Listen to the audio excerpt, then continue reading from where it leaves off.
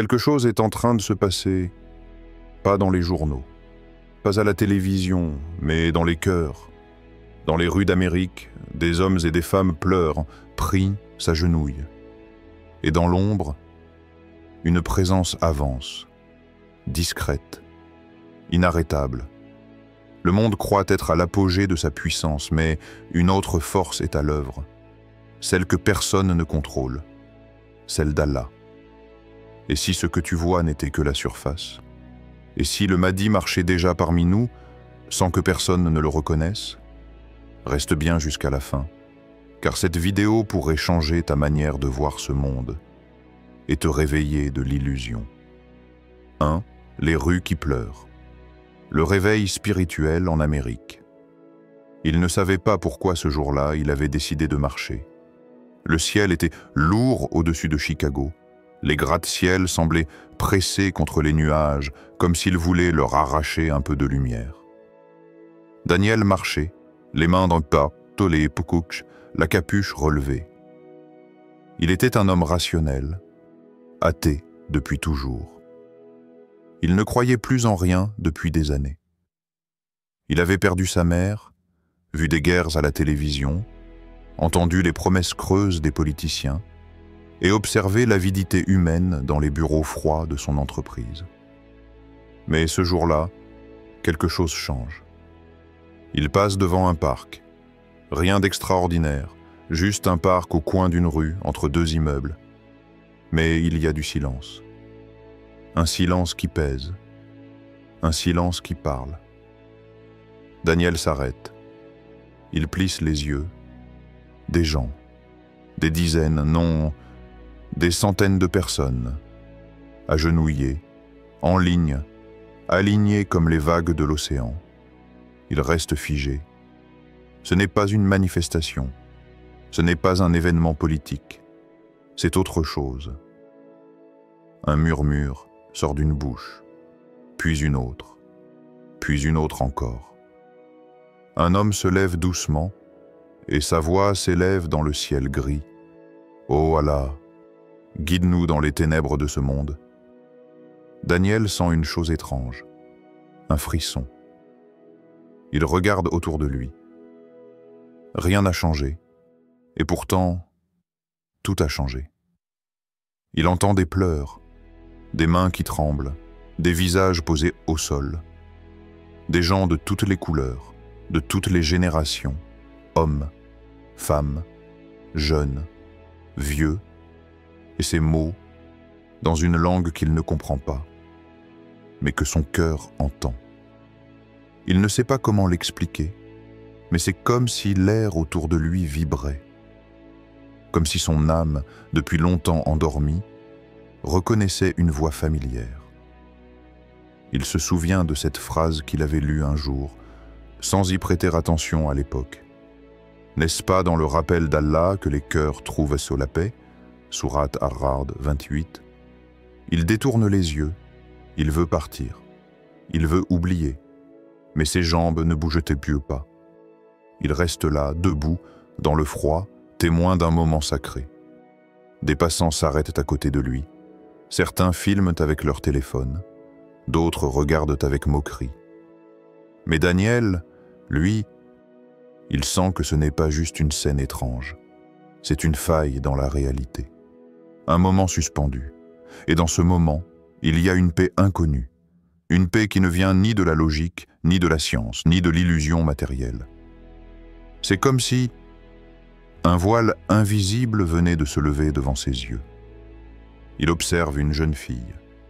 Elle était en prière, les yeux fermés. Des larmes glissent sur ses joues. Elle ne semble pas avoir plus de 16 ans.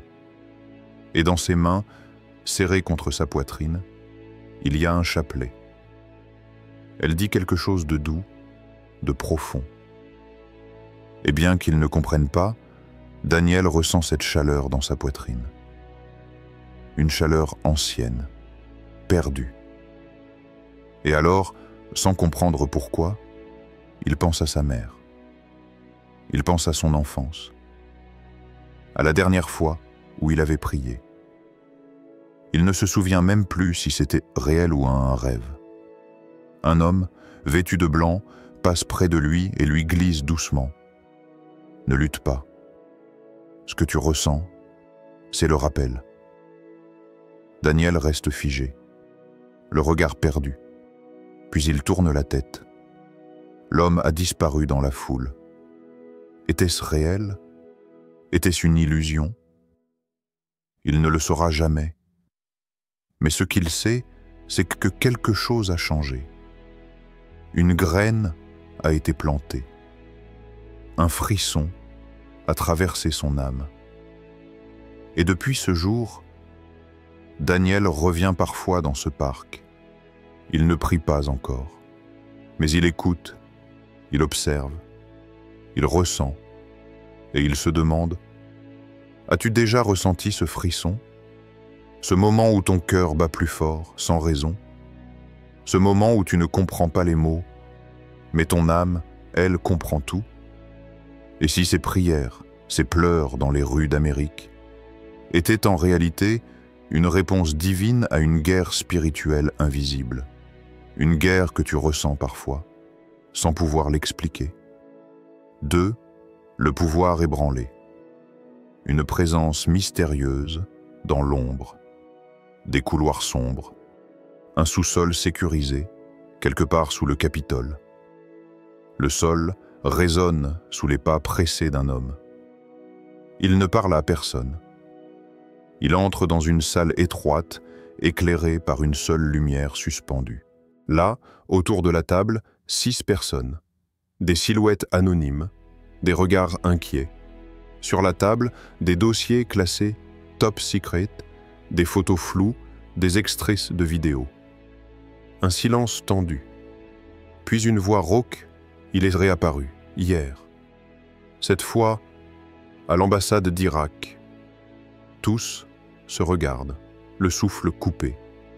Personne n'ose dire son nom. Flashback. Un conseiller politique, ancien membre du Pentagone, parle en voix off. Sa voix est modifiée, comme dans les documentaires où les témoins veulent rester anonymes. J'ai vu cet homme. Une seule fois. Il était là, debout, dans l'ombre d'un couloir. Il ne disait rien. Il observait. Et j'ai senti qu'il me voyait. Pas seulement moi, mais tout ce que je cache. Mes peurs, mes fautes. Comme s'il lisait mon âme. Il marque une pause. Sa voix tremble. Depuis ce jour, je n'ai plus jamais pensé le monde de la même façon. Plan large sur Washington, D.C. Le cœur politique de l'empire le plus puissant du monde. Mais quelque chose change. Des ministres prennent subitement leur retraite. Des généraux disparaissent. Des décisions sont bloquées, reportées, annulées. On évoque des pressions invisibles, des forces étrangères. Mais aucun nom ne filtre. Puis, un soir, lors d'un dîner entre élites, un sénateur murmure entre 2 coupes de champagne.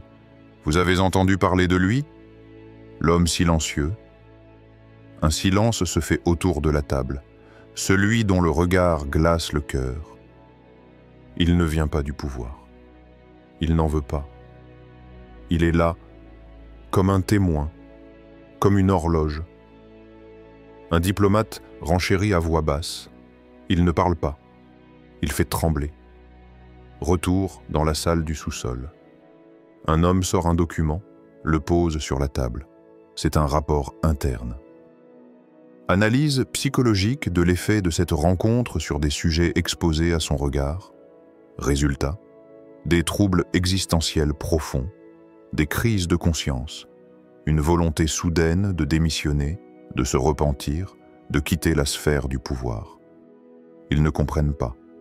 Ils ont vu des centaines de menaces, mais celle-ci n'a pas de visage officiel, pas de discours, pas d'armée, seulement un regard qui ébranle l'ego, qui brise l'arrogance, un regard qui semble dire « tu sais que ton règne est compté ». Et s'il n'était pas un homme comme les autres, et s'il était un avertissement, le plus vieux des membres de la salle lève lentement les yeux. Il n'est pas un politicien, il est un signe. tous restent figés. Et ces mots résonnent en écho. Nous leur ferons voir nos signes dans l'univers et en eux-mêmes, jusqu'à ce qu'il leur devienne évident que c'est cela, la vérité. Sourate Fussilat 53. Des plans furtifs dans le monde entier.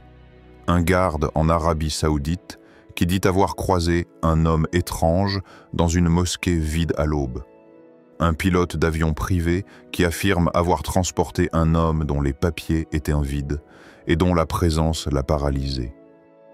Un garde suisse, devant le siège des Nations Unies, qui jure avoir vu un homme traverser les détecteurs sans que l'alarme ne sonne. Et surtout, des changements brutaux dans les décisions des puissants, des regards fuyants, des hésitations dans les discours, des retraits soudains de guerre planifiés, comme si quelqu'un ou quelque chose les observait. Et toi, tu penses encore que tout est chaos et hasard? Et si le Mahdi n'était pas un conquérant venu avec fracas et armée, mais une ombre, une conscience, une lumière que seuls les puissants voient, et qui les met à nu? Et si Allah avait déjà placé ses pions un à un, pendant que le monde dormait? 3. L'homme inconnu du désert, une histoire oubliée il y a 20 ans. Quelque part dans le calme d'une nuit américaine, un jeune homme s'éveilla en sursaut. Son nom était Idriss. Il vivait à Denver, dans un quartier bruyant entre béton, excès et solitude. Son cœur était encore vierge de toute religion, mais déjà assoiffé de sens. Il disait souvent « Il y a quelque chose de plus grand que nous, mais je ne sais pas comment le nommer ». Ce soir-là, après avoir passé des heures à contempler les étoiles depuis le toit de son immeuble, il s'endormit. Et c'est là que le rêve arriva. Un désert, infini, silencieux, doré comme l'éternité. Idriss se tenait debout, seul, dans ce vide absolu. Le sable s'enroulait autour de ses pieds. Le vent chantait comme une ancienne voix oubliée. Il ne savait pas pourquoi il était là ni comment, mais il sentait qu'il attendait quelque chose. Et soudain, il le vit. Au loin, une silhouette s'avance. Un homme, vêtu d'un vêtement blanc éclatant. Son visage était comme voilé par une lumière douce, presque vivante. Pas aveuglante. Non, apaisante. Insondable, éternelle. L'homme s'arrête à quelques pas de lui. Il ne prononce qu'une seule phrase, simple et étrange. Prépare ton cœur, car bientôt l'ombre touchera l'Amérique et la lumière viendra de l'Est. Puis, il disparaît. Idriss se réveille. Il est en larmes. Pas des larmes de peur, des larmes de reconnaissance. Ce rêve le marqua si profondément qu'il commença à chercher, à lire, à prier dans le silence, sans mots. Puis un jour, alors qu'il traversait une rue bondée, il entend une récitation venue d'une mosquée ouverte. Le verset parlait de lumière, de guidance, de vérité. Il s'arrête, entre. Et ce jour-là, Idriss devient musulman. Il change de nom, il quitte les réseaux, il abandonne les débats, il devient invisible aux yeux du monde. Mais certains racontent qu'il a passé les 20 années suivantes à prier dans des coins reculés d'Amérique. Des lieux abandonnés, oubliés, silencieux. Certains disent qu'il a été vu à minuit sur les bords d'un canyon, en train de réciter en arabe alors que le vent portait ses mots. D'autres racontent qu'il soignait des sans-abri dans les rues de Baltimore, sans jamais parler de lui. Mais aucun n'a de photos, aucun n'a de preuves, seulement ce souvenir commun d'une présence lumineuse. Puis, récemment, le récit de son rêve a refait surface. Un homme rencontré dans une retraite spirituelle à Phoenix a dit ceci: « J'ai vu Idriss. Il m'a dit que l'homme en blanc n'était pas un ange. Il n'était pas un prophète non plus. Il était une présence, quelqu'un qui marche avec les signes de la fin. Et il m'a murmuré. Certains ont croisé le Mahdi, sans même savoir que c'était lui. Des témoins, inspirés, se sont mis à témoigner. Il priait sans demander. Il aidait sans parler. Il pleurait sans honte. Il disait que la véritable rencontre avec le Mahdi ne viendrait pas d'un événement spectaculaire, mais d'un cœur prêt à le reconnaître. Et soudain, son rêve prend une autre dimension. L'ombre touchera l'Amérique, et la lumière viendra de l'Est. Et si cette lumière, ce n'était pas une armée ni une guerre, mais une guidance, une présence venue pour réveiller les cœurs, pas pour conquérir les territoires. Alors les récits se multiplient. Un enfant autiste qui, un jour, dit à sa mère après une sieste, « Maman, j'ai vu un homme qui brillait. Il m'a dit de garder mon cœur propre, car il va revenir. » Une femme afro-américaine raconte qu'un homme en blanc lui a tendu une date dans un rêve, en murmurant « Mange et attends. Celui que ton âme attend est en chemin. » Des signes, des rêves, des rencontres mystérieuses, et derrière toutes ces histoires, une question qui revient encore et encore comme une rumeur divine. Et si le Mahdi n'était pas un événement futur, mais une épreuve de ton regard? Et toi, si tu croisais le Mahdi, dans un marché, dans un métro, dans une salle d'attente, ou même dans ton rêve, le reconnaîtrais-tu? Ou ton cœur serait-il trop bruyant pour entendre l'appel silencieux? Ton âme serait-elle prête? Ou passerais-tu, indifférent, à côté du plus grand des signes, sans même lever les yeux? 4. Le monde en bascule. Entre prière et guerre invisible. Le monde ne tremble pas seulement sous les bombes, il tremble dans le silence, dans l'invisible, dans ce qui ne se voit pas aux journaux, mais que les âmes sensibles ressentent au fond de la poitrine. Les rues sont pleines, les réseaux crient, les chiffres montent, mais les cœurs s'effondrent. On parle d'épidémies, de virus, de faillites, de révoltes, mais personne ne parle de la véritable guerre, celle qui se joue dans l'ombre de chaque choix, celle qui ne se mesure pas en mort, mais en cœur perdu. C'est une guerre sans armes, une guerre pour l'âme humaine, pendant que les puissants s'agitent, pendant que les empires s'effondrent lentement sous leur propre poids.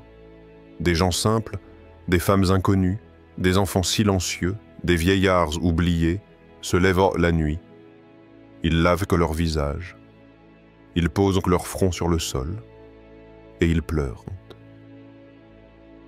Ô Allah, ne nous abandonne pas dans cette époque confuse. Donne-nous la force d'être lumière quand tout s'assombrit. Tu veux voir la vraie résistance? Regarde ces mains tremblantes qui s'élèvent dans le noir, sans témoin. Écoute ces cœurs qui murmurent « Ya Allah » entre deux larmes. Sens ces âmes qui, dans leur douleur, restent dignes.